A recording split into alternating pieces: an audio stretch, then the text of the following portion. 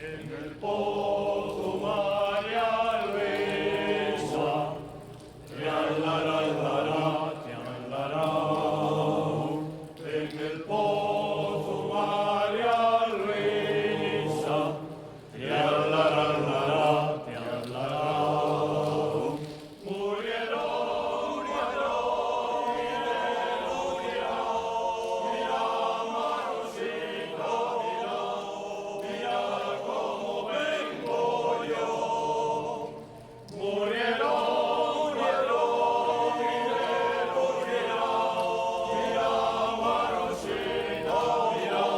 La película de la productora y guionista asturiana investiga, mientras lo repite en el presente, el viaje que hizo el colectivo italiano Cantacronache pel norte de la península nel branu de 1961 para documentar cantares populares de resistencia. La Marsellesa de los Borrachos es una película que parte del viaje que hicieron los etnomusicólogos Cantacronache en 1961. Hicieron un viaje por la mitad norte de España grabando canciones antifranquistas. Esa era la voluntad inicial, pero la realidad es que durante ese viaje que hicieron de manera clandestina recogieron 9 horas de archivos sonoros en los que hay canciones, paisajes sonoros, entrevistas. También sacaron cientos y cientos de fotografías y además escribieron un diario de viaje que nos da pie, no solo el diario de viaje, sino también todos los archivos, a realizar el mismo viaje en tiempo presente. Y la película plantea un juego de espejos entre ambos viajes.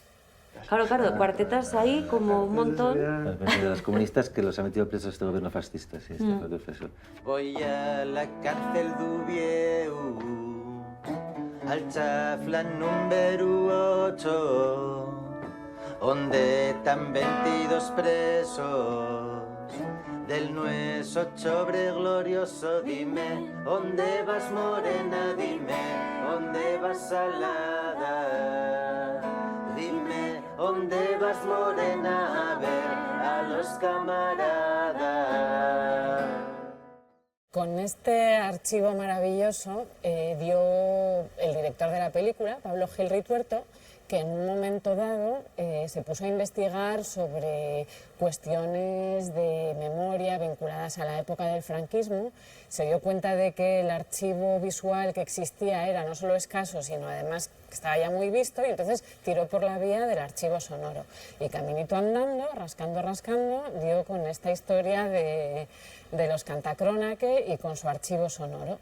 Esto le daba pie a hablar de una historia del pasado que de alguna manera tenía un eco en el tiempo presente de entonces, que era la época del 15M, 2011, en el que empezaba realmente a abrirse un debate sobre las cuestiones de memoria democrática, cuestiones que ya estaban en el debate público desde hacía un tiempo, pero que empezaban a abordarse de otra manera, algo diferente.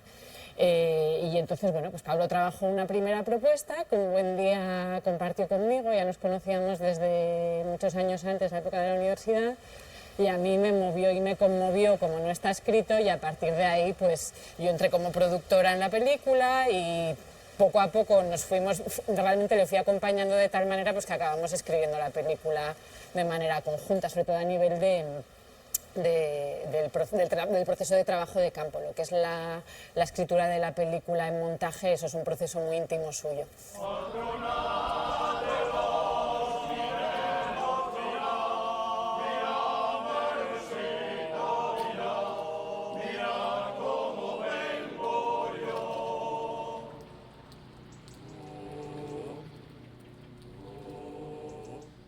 Los Cantacronache, en el último tercio de su viaje por España, pasaron por Asturias. Lo que está documentado en el diario de viaje son algunos puntos clave. También hemos escuchado en ese archivo sonoro maravilloso, se escucha un encuentro con un grupo de mujeres en un pueblo de pescadores, se encuentran una serie de entrevistas, y lo que hemos planteado en la película es una secuencia en el Valle de Turón, porque que si bien no está documentado explícitamente en el diario de viaje, nos hemos permitido incluir a modo de licencia poética, porque hay una resonancia muy importante de todo el trabajo de los Cantacrona, que está muy vinculado a la historia del mundo obrero, con lo que estaba germinándose en aquel momento en Asturias.